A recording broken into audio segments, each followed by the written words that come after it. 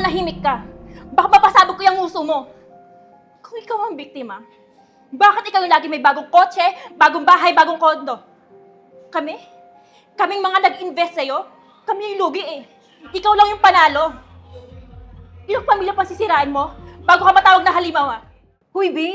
Rona, matagal tayo magkaibigan. Hindi kita lolokohin. At saka alam mo ba, 30 days lang, lalago na yung pera mo. Marami na nag-invest sa akin. Marami na akong mga nakasama na lumago na yung pera. Hayahay! Hayahay yung buhay! Sigurado ka dyan, sis, ha? Kasi alam mo naman, pinaghirapan namin tong pera na to.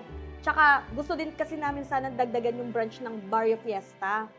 Total, sabi mo naman, matagal na tayo magkaibigan. Sige, pagkakatiwalaan ka namin. Yes, madam. Sigurado yan, sis. At saka kanila mo ko. Maglalakas loob ba akong lumapit sa'yo kung nanloloko ako, di ba? Hindi kita lolokohin, no? Maglalakas loob ba akong lumapit sa'yo kung mag-i-scam lang ako? Look at me! Aabot ba ng ganito yung buhay ko kung nanloloko ko ng tao? Baka nga, 30 days lang magka-sports car ka na eh. Hayahay! Hayahay buhay!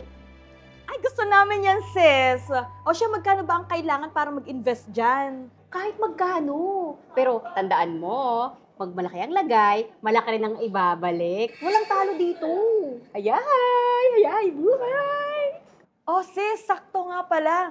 May dala kami ditong cash. O, ito, madam. 300,000. Pati patot pa ng bet na yan. Yes, sis.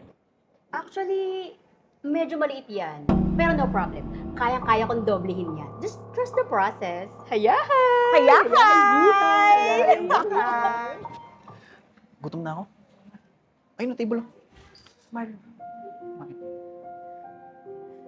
Siya nga. Siya. Puta! Si Keisha yan ah! Akala ko patay na. Ikaw, walang hiya ka? Ilang taon kitang hinanap. Balik mo yung pera ko! Alam mo ba?